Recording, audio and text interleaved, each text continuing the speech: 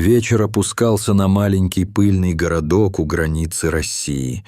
Ветер нес легкие семена недавнего строительного хаоса, заставляя местных жителей укрывать свои лица от пыли. В этом незаметном месте располагалась клиника «Айболит», скромное учреждение, где на ночную смену работали всего несколько врачей и медсестер, что совершенно не хватало для обслуживания потока мигрантов и бродяг, которые часто приходили за медицинской помощью. Эта клиника, как и сама жизнь в городке, могла быть охарактеризована как недоукомплектованная, каждый день выявляя свои недостатки перед лицом неопределенности и несчастий, которые приносит судьба. Канализация этой травмы, проникающей в общественное сознание, открывала невидимые раны, которые давно зарыли. И в этом контексте каждое новое утро становилось для клиники испытанием на прочность для всего персонала.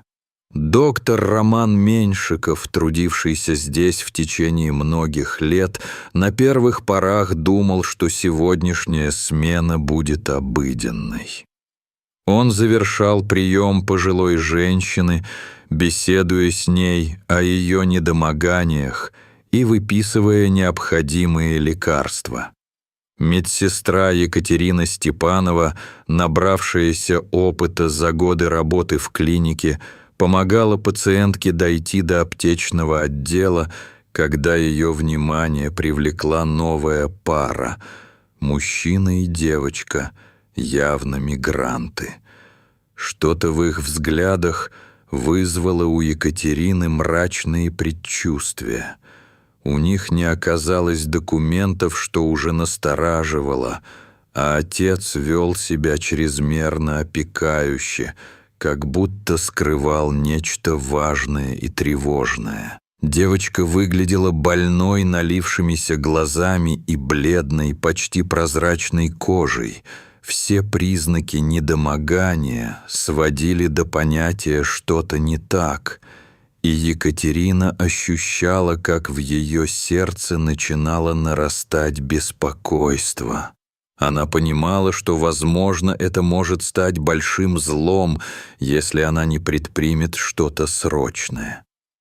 «Может, отправим их в другое место?» — осторожно предложила Екатерина Роману, чувствуя нарастающее напряжение в груди, словно тяжело давящий груз ответственности. Но Роман, хотя и нуждался в подтверждении своих первых впечатлений, почувствовал необходимость помочь и решил их принять, несмотря на всю предосторожность, испытываемую в такие моменты. Он знал, что у них нет другого шанса найти спасение от судьбы, и не мог позволить себе пренебречь их бедственным положением. Когда такие люди приходят в клинику, они часто и вовсе надеются только на доброту врачей и медсестер, и Роман понял, что не может оставить Люсю в этой ужасной ситуации. Его внутренний голос, который всегда был его проводником, подсказал ему: «Действуй, не оставляй их в беде». Когда он призвал их войти в кабинет, мужчина на мгновение колебался, но все же пересилил себя, и пара вошла. Роман, взглянув на девочку, почувствовал, что она нуждается в нем, как в ее защитнике в этом переполненном миром, беззащитном состоянии. «Что с ней?» — спросил он прямо, обращаясь к мужчине, ощущая, что каждое его слово могло стать для этого ребенка шансом на жизнь. «Просто обычная желудочная инфекция», — ответил тот, стараясь скрыть истинное состояние дочери, но Роман не мог отделаться от преследующего его ощущения, что там скрывается что-то гораздо более угрожающее. Екатерина измерила жизненные показатели Люси, так звали девочку, и в процессе процедуры она потихоньку обдумывала все, что уже успела заметить. Взяв ее маленькую руку в свои, она отметила, как сильно она дрожит, и что ее запястье было холодным и горячим одновременно. Это было тревожным сигналом о том, что с девочкой не все в порядке. Когда Роман обратил внимание на вес Люси, который оказался ниже нормы для ее возраста, его сердце заколебалось в груди, как будто предчувствовало неизбежность их судьбы. Это было только начало того, что он впоследствии увидел. В каждой детали просматривалось отражение ее страха и горя. Доктор осторожно осмотрел живот Люси и ее внешний вид.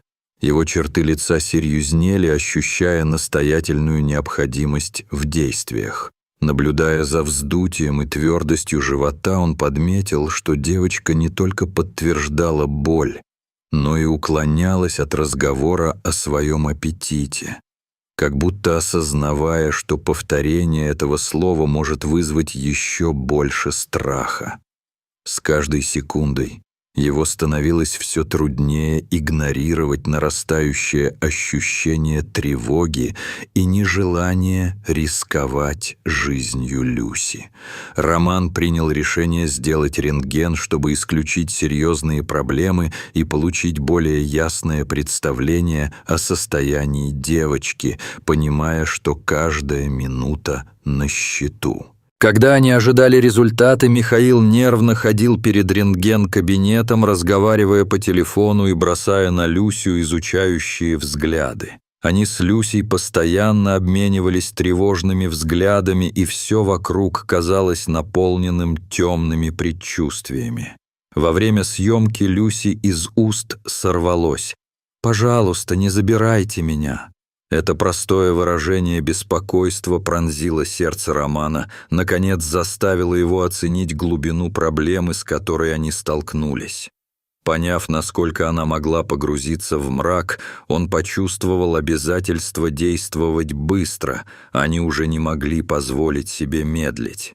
Когда результаты рентгена стали доступны, Роман был поражен. На снимках виднелись десятки овальных плотных объектов в пищеварительном тракте Люси. Он, увидев это, не мог поверить своим глазам и сразу ощутил, как мороз пробежал по его спине и заполнил грудь.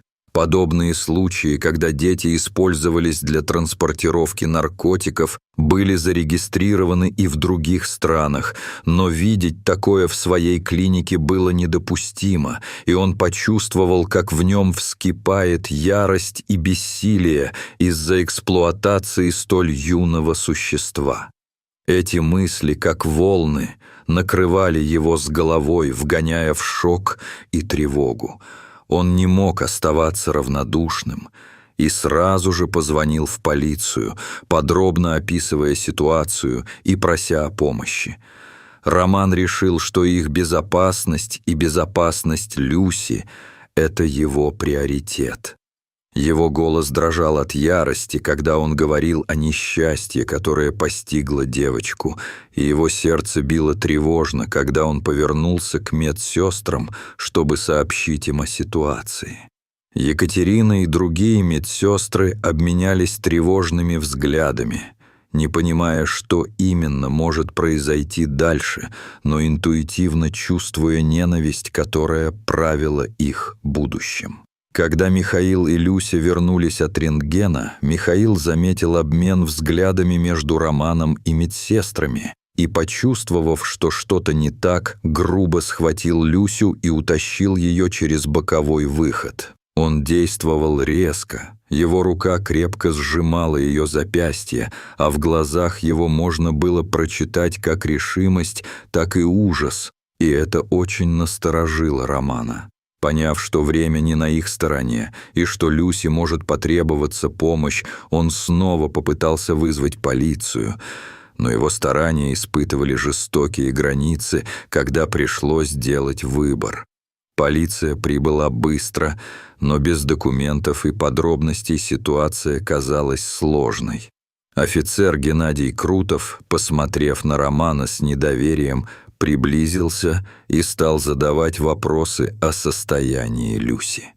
Его скепсис выражал сомнение в возможности спасения девочки, и, вероятно, все это оказалось лишь очередной рутиной полицейских действий.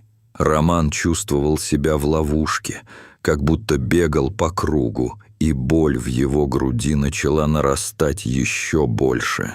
Неожиданно все изменилось, когда Михаил напал на Романа с пистолетом, требуя помощи для Люси. К тому времени Роман уже осознал, что взваленное на его плечи бремя уже не оставляет ему никакого выбора. «Я помогу тебе», — спокойно произнес Роман, пытаясь сохранить жизнь девочки, хотя осознавал всю угрозу, нависшую над собой. Он понял, что лишь его профессионализм может спасти Люсю, и, сжав кулаки, начал промывание желудка и кишечника девочки, отчаянно объясняя Михаилу, что необходимость срочной операции возрастает с каждой минутой. Спокойствие, казалось, стало единственным люком в этом безумии, и Роман сам удивился тому, как он сохраняет ясность мысли в такой жуткой ситуации. Роман предложил обратиться к другу-ветеринару, чтобы получить оборудование для операции, и когда Михаил согласился, он все равно остался с Люсей, внимательно следя за ее состоянием. Но в этот момент у Романа возникла гениальная, непростительная мысль, предлагающая тактики для спасения. Вместо звонка другу он набрал 112, чтобы сообщить о ситуации, надеясь, что их спасать будут, несмотря на повисшую на них тьму. Когда он попытался сделать это, Михаил, угрожая пистолетом, вынудил Романа отменить вызов. Ситуация накалилась до предела, и обстановка, как сильный ураган, обрушилась на него. Люся потеряла сознание, но ее дыхание, стабильное благодаря процедуре, давало Роману новую надежду.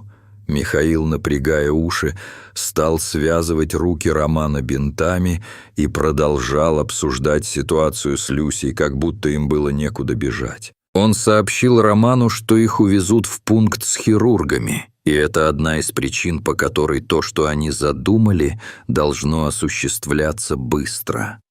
Внутри Романа метались страх и решимость, и в конечном итоге он осознал, что если не сделает что-то прямо сейчас, то они не просто будут под угрозой, но обоим придется заплатить за сухие слова Романа, отдавая дань ненависти, не имея ни шанса на выход. Наконец, в клинику прибыли черный фургон и внедорожник с тонированными стеклами.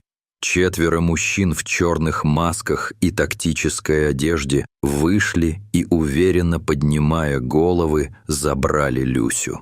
Сцена была настолько угрожающей, что у Романа пропало дыхание от шока и ужаса. В тот же момент Романа и Михаила уводили в другой автомобиль, и, несмотря на все попытки сопротивления, он понимал, что находился в эпицентре кошмара, ускользая от обостряющейся ситуации. Когда Романа привязали к стулу в помещении, похожем на склад, он наблюдал за операцией по извлечению наркокапсул из тела Люси, полон тревоги и недоумения. Хирурги работали молча, переговариваясь лишь жестами, и это потрясло Романа до глубины души. Он понимал, что находится в сердце дьявольского рода занятий, где человеческая жизнь была ничем не значащей, когда перед ним возникал целый мир страха и боли, великой как море.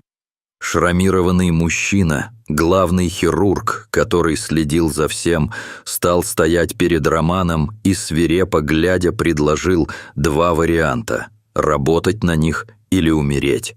В качестве альтернативы он показал мальчика, которого они планировали использовать как контейнер для капсул.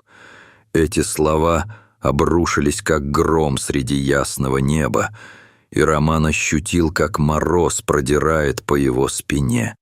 В ту же секунду осознание пришло. Он не может стать частью этого безумия, осознав, как глубоко он был погружен в темные воды и как важно уйти из этого унизительного места для себя и для Люси. Опасность переплеталась с решимостью остановиться прежде, чем станет слишком поздно. Находясь на грани, Роман начал путаться в своей черной медицинской одежде, принимая решения о побеге, делая грустные продуманные шаги к своей свободе. Он искал момент, чтобы освободиться, наблюдая за операцией, видя, как все происходило так, будто они работали над трупами, прокладывая бесчеловечные полосы человеческих ожиданий выдающейся жертвы. Один из хирургов увидел его на углу глаза и несколько раз предостерег его о важности сотрудничества, молчания и непокорности. При этом Роман чувствовал, как его крутит от страха. Тем временем Михаил, тоже находившийся в тени, подойдет к Роману и даст ему ключ, шепча, что Люся в дальнем коридоре налево. Все происходило так быстро, как будто за этот короткий срок решалась судьба. Роман, освободив свои руки, вышел в коридор, стараясь избегать движения и шумов. Вся его натура сосредоточилась на одной цели — спасти Люсю. Михаил объяснил ему, что Люсю хотят забрать на разборку через пару часов, и это одна из причин, по которой то, что они задумали, должно осуществляться быстро, теряя каждую секунду над этим нелегким выбором. В тот момент, когда Михаил передал Роману пистолет, документы и ключ от комнаты Люси, он резко стал жертвой. Он готов был отдать свою свободу, оставаясь легковесным в этом непростом вопросе, и его лицо трепетало от волнения. Он выстрелил себе в руку, чтобы помочь Роману исполнить задуманное. Он закрыл глаза, когда увидел чудо, и был готов потратить всю свою жизнь на спасение Люси, надеясь, что его жертва поможет на время разрыва прикоснуться к чуду. Роман, как будто повинуясь какой-то внутренней эмоции, нашел Люсю в комнате номер 15. Она была бледной, несомненно, как будто сама жизнь покинула ее, но она дышала и тянула к спасению. Он подходил к ней, и в умиротворении ее лица почувствовал, что их будущая связь налаживается заново. Когда доктор Роман Меньшиков наконец-то сообщал в полицию о похищении, у него тряслись руки, так как операция была не только невероятной, но и явной ситуацией, растрясшей его до глубины души. Он называет адрес и сообщает о предполагаемой торговле органами. Его воля не оставляет ему выбора, заключая себя в нерушимый круг. Полиция выезжает в ответ, и Роман остается с Люсей, взяв телефон в руках и держа пистолет. Белая горячка охватила его, и страх за ее жизнь пронзал грудь. Затем он слышит сирены на горизонте. Это было столь знакомо, но местами триумфально. Он видит вспышки через окно, и они переплетаются в голове с надеждой из маленьких искр. Полиция входит в здание, и Роман предупреждает о тяжелом состоянии Люси. Один из преступников, находившийся с ними, пытается напасть на Романа, но его останавливают полицейские, и каждый удар, что раздается, вызывает гордость за его смелость. После этого полицейские берут под арест преступников, включая хирурга и его помощников. Михаил, отец Люси, был ранен, но жив, и прежде чем уходить, Роман решает проверить состояние Люси, не теряя шансов. Внутреннее беспокойство заставило его повторять желание быть рядом с ней даже в тот трагический момент.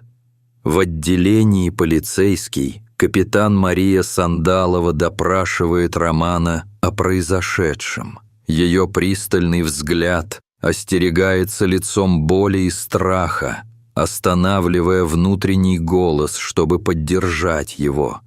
Когда Роман объясняет, что действовал из долга врача и не мог бросить ребенка на произвол судьбы, в его глазах появляется зачаток уважения. Сандалова отмечает его героизм и сообщает, что ситуация требует дальнейших действий и дает ему понять, что они будут разбираться в каждом нюансе с вниманием, что придает Роману сил. Наконец, Роман навещает Люсю в больнице, где та приходит в сознание. Девочка трепетно рассказывает о своем отце и выражает страх перед будущим. Ее страх безумно складывается в моменты.